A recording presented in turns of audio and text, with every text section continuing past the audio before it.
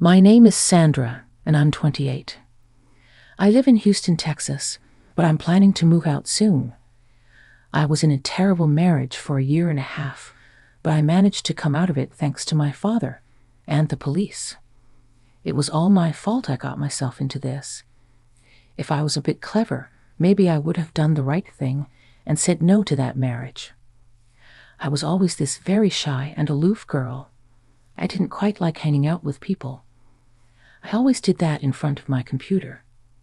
Having its unlimited availability, I was completely engrossed in the virtual world.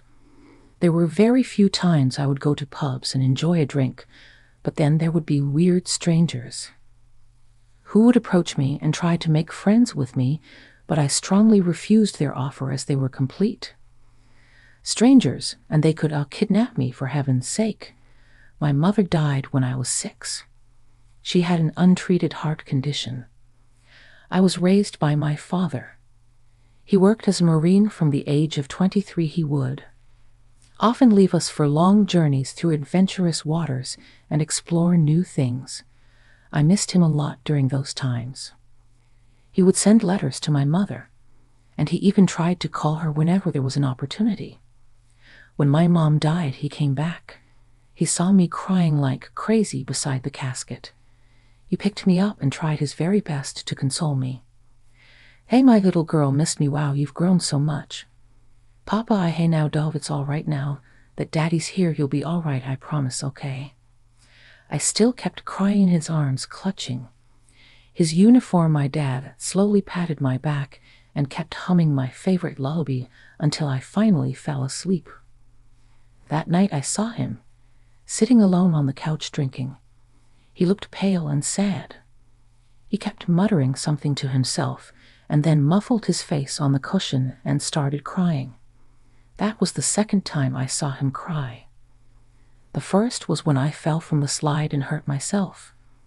Maybe he blamed himself for all the things that happened. He took a break for 2 months before leaving for work again.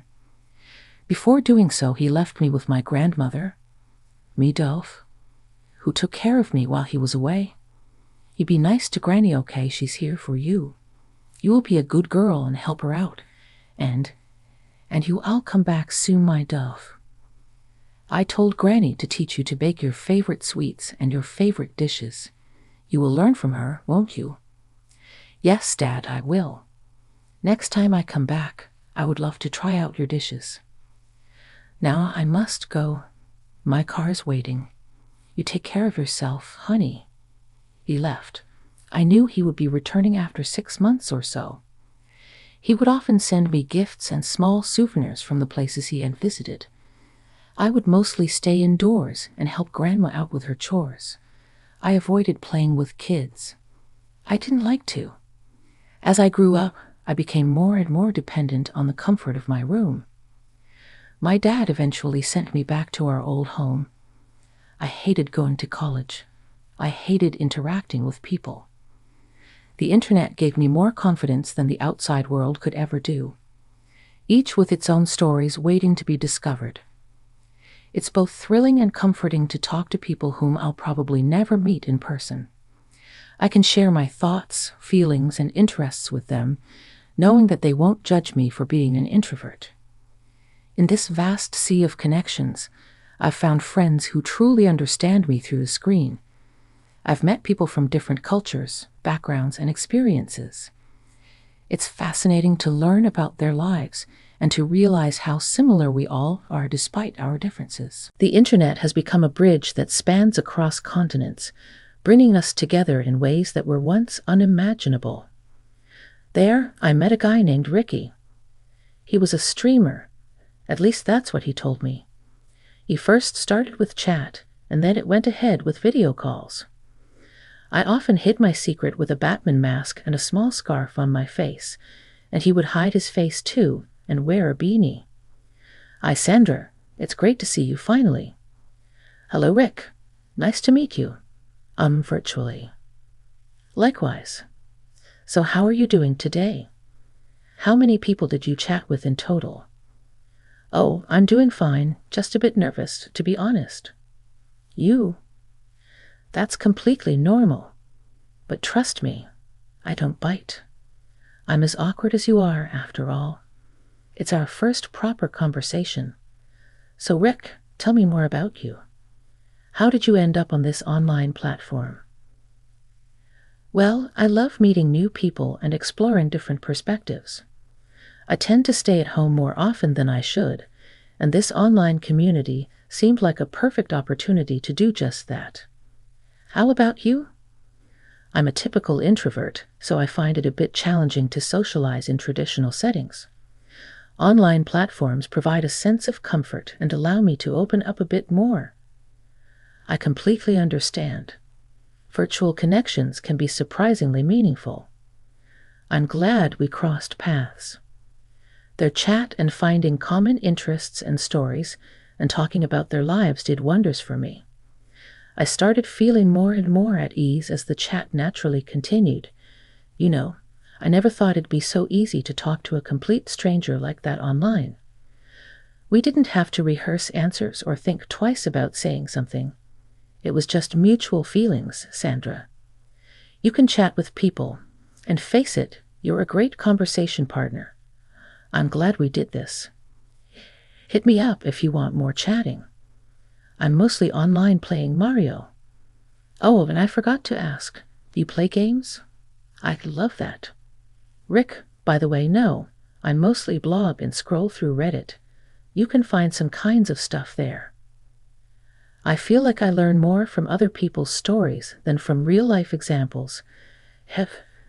True, I feel like our lives can be such a bummer sometimes. It's cool to get to know others.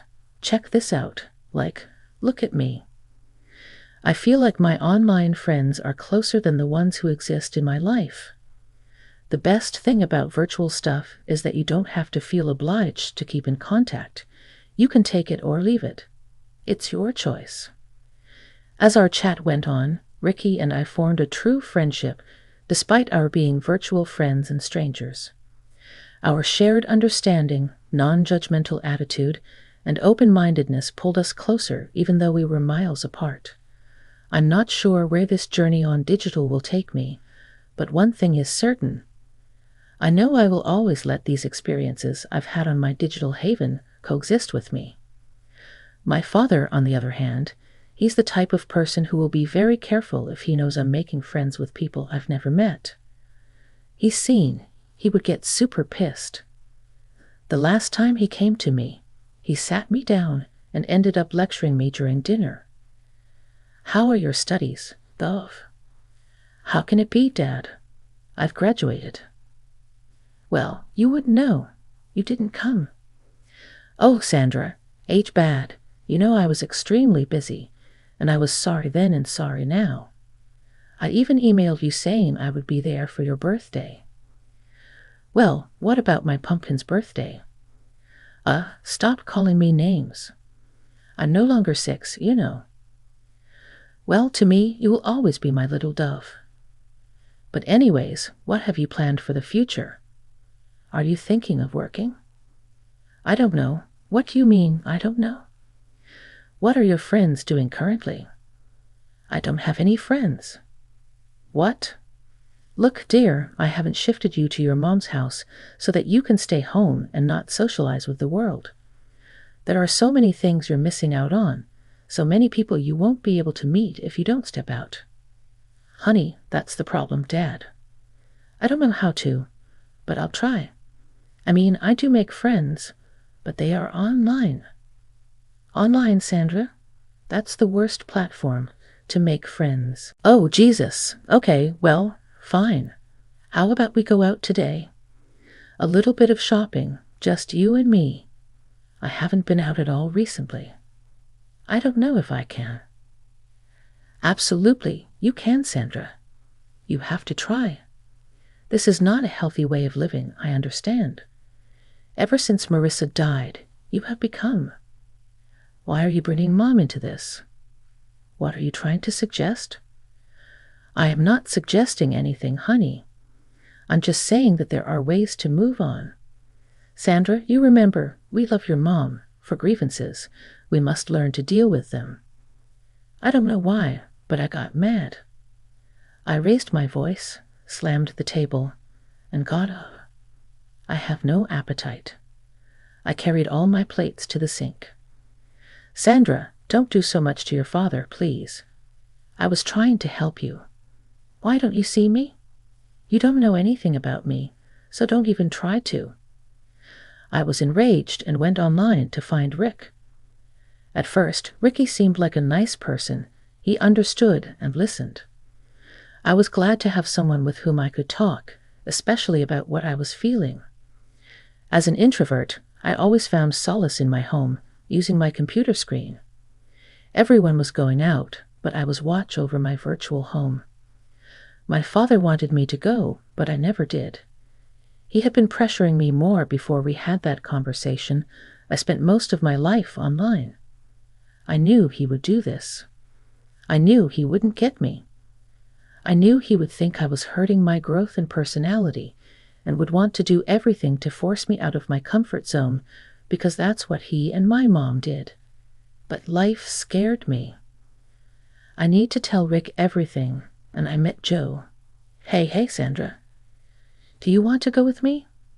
We can go to quiet places because we're both introverts, right? There are not many people there. I know of a place. I don't know. I feel like I need time to think.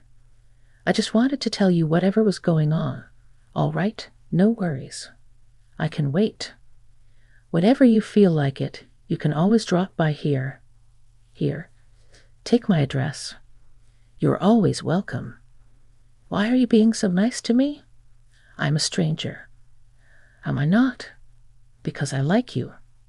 Like me? Are you serious? Yes.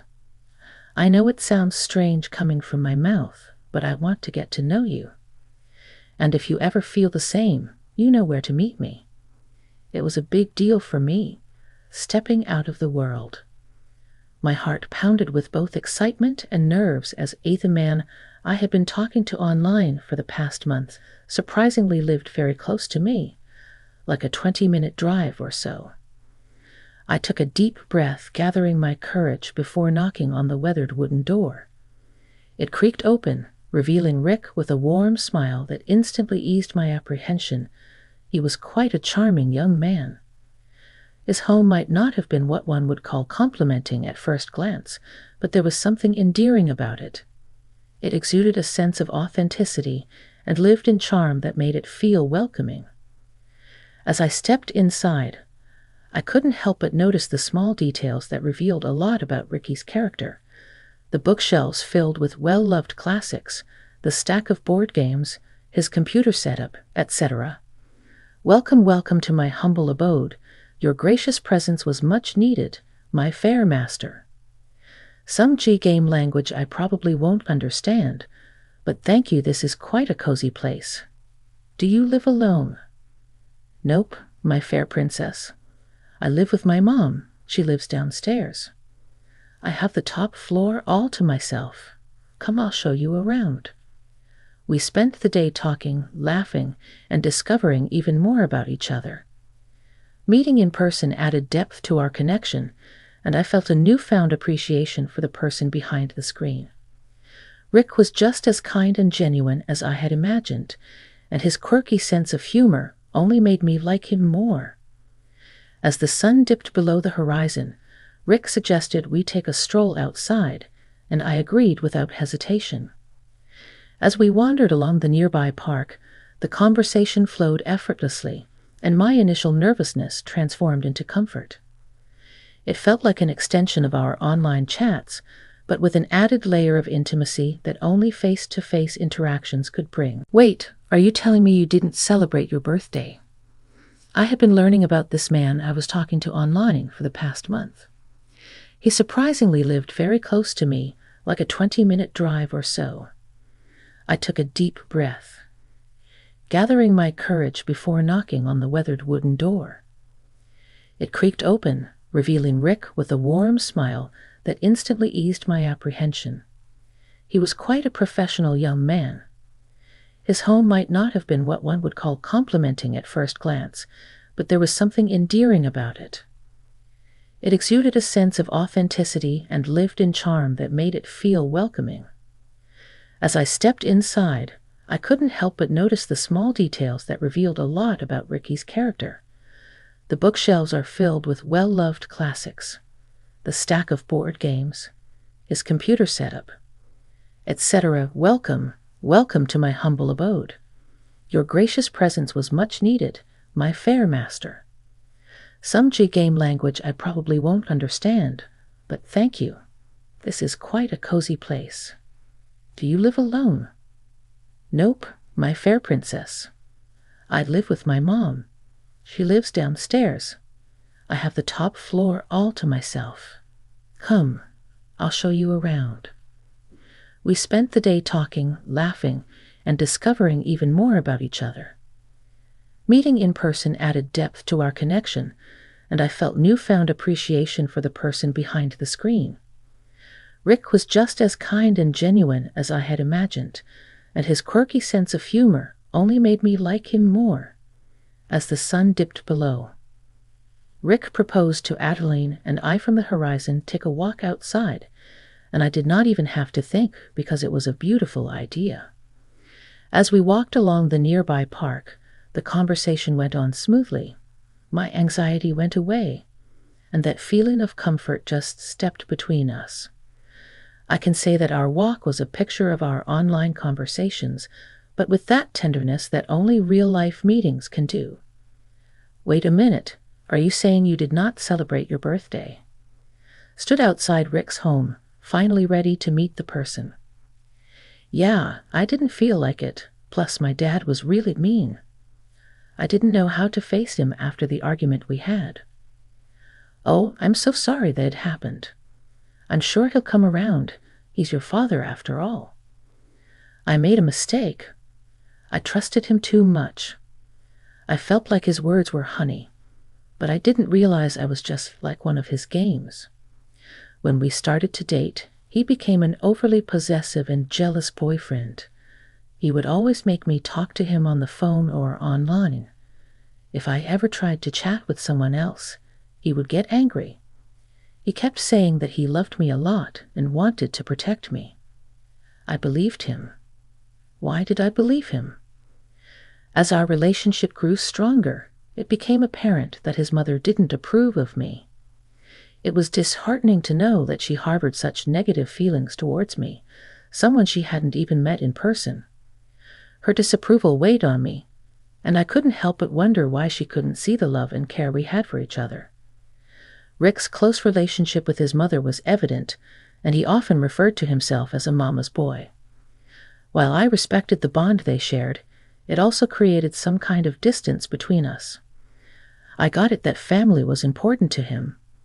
I just couldn't help but feel like an outsider trying to navigate the complexities of his mother's disapproval. The strangest thing ever, though, was that his mother low-key wanted us to marry off. She knew I had no one in the world, and my father doesn't stay with me.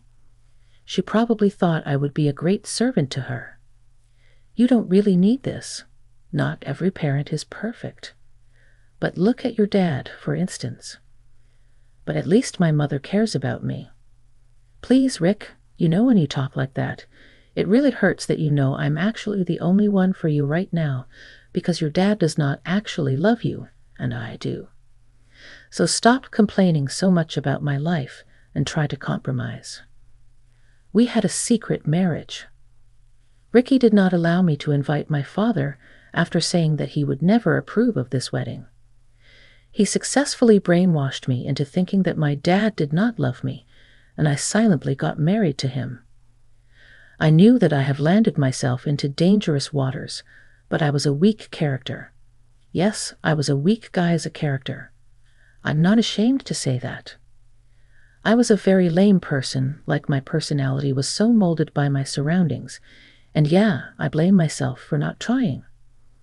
After a few months of marriage, I began to see a side of his mother that I had never expected, and that it had gone to that extent also. Her mother was filled with malice and cruelty, as if she was taking pleasure in torturing me. She made me doubt my worth, always making me feel rejected and defeated. It started with little passive-aggressive comments and remarks. She tried to clip me piece by piece, but I always made an attempt to overlook these comments also because I thought I might make things a little better. But it only intensified into a full-blown campaign of emotional torture. What is this? You call this food? Do you want to kill my boy with this atrocity? Go make it again, you stupid girl. Why is there so much dirt here? Are you quack? What a shabby girl. Get up, lazy girl. Take the trash out now. And Jesus, have your parents not taught you nothing? Her words cut like a knife, leaving scars deep within me. She would question every decision of mine, belittling my achievements, and manipulate the situation that all I would feel was unworthy of Ricky's love, and my incredible husband would be in his room, listening to a song or playing video games. It honestly felt as if I were in a never-ending nightmare. No matter how hard I tried, I could not get away from her claws. My internal rage was boiling inside me. The mere thought of my own stupidity and weakness fueled that rage. How could I be so weak, so pathetic? I missed my dad. I regretted fighting with him. I screamed at him. I told him to leave me alone. With a heavy heart, he did so. It was a couple of days after my birthday we were stuck here. I deserved every second of it. One day I was not feeling super well. I felt very feverish, so I lay down on the sofa. I had begun thinking that a nap would help me. I was about to fall asleep when suddenly a cold gush of water was violently splashed at me. I woke up startled and panicky. It was Ally. She had a disgusted look at her face. What the hell are you doing? Sleeping at our couch? Did you get our groceries as ordered? I stood silent. Oh, I see. You want your old mother-in-law to do all the dirty work you lay around, you devil. I was slapped on my face, and she started calling out for Ricky. I couldn't take it anymore. I lashed out. I am not doing anything for you or your useless son.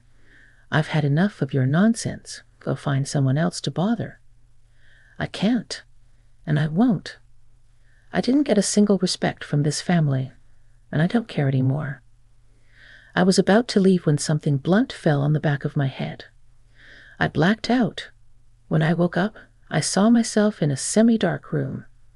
A small bulb lit at the center of the room. My head was hurting. I tried to get up on my feet, but wobbled and fell down again. It was hurting everywhere. Where was I? I could hear muffled sounds from somewhere. It grew louder, making my head ache more. I tried to crawl towards the sound, found a metal door with a small window. I took support to get up on my feet. It latched open, and I saw Ricky grinning at me. Is my wife scared of the dark? What's this, Ricky? Please get me out of here. This is not funny. Shut up. This is exactly what you do for raising. Then a blow landed on my mother now. I will make sure you never see the day ever again. Please, Ricky, I am sorry. This is going to entirely. I'll do anything. I swear I will not complain. Please let me out, please. I beg you, not so soon. Buttercup. If you stop being a brat, I might consider releasing you. Not till this would be your little cave. It's not like you like going out anyway. And who do you have your mom in dead? Your dad doesn't love you. You are nothing but a forgotten soul. My house afforded you a second chance, but you blew it. I'll have to make amends by then. Asterisk, Ricky. I didn't mean to. Please let me out. I don't like being in the darkness. A daddy's little girl, are you not? How about you scream his name? He magically appears and saves his little princess. He locked the basement window and went outside as I sat in the cold, dark basement. Fear and anger raced through as I sat in cold darkness. How did I get here just because I didn't want to obey my mother-in-law's orders now? I pay the price for standing up for yourself. In the pockets of my broken and shattered phone that would give me hope, except now all hope is gone. Or is it reading the screen is really faded? But I knew his number. I dial my dad's number with trembling hands, my voice shaking. I hope he can save me. 2 days later, when I was nearly beaten to near death. Despair nearly consumed me. I heard a car pull up outside the house. My heart pounded in my chest as I strained to hear the sound of footsteps coming down the stairs. When the door swung open, revealing my father standing tall and unwavering, a mix of relief and disbelief washed over me. I couldn't believe he had dropped everything and rushed to my aid. He brought a few cops along with him. Rick and Allie were immediately arrested. They were trying their best to lie, but were in vain. You have no idea what you both have waiting at court, you psychopaths. What have you done to my little girl? Sir, we are truly sorry. We meant no harm. I was thinking of releasing her today. I swear, Rick pleaded. And who are you to decide the punishment for my daughter? You look like something out of a sewer, pathetic little scumbag. Okay, come on, Sandra, let's go, my dad said as he escorted me out of that dark basement. The ordeal left me scared, but at the same time, I experienced a newfound sense of courage and determination.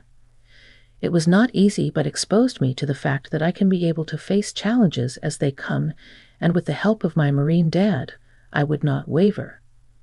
Henceforth, I promised to stand up for myself and never let anyone take my voice. I only wish Ricky and his mom would rot in jail to allow me to move to New Orleans with my dad, because Texas was no longer safe for me. And before I forget, I will never ever rely on online strangers again. Lesson learned.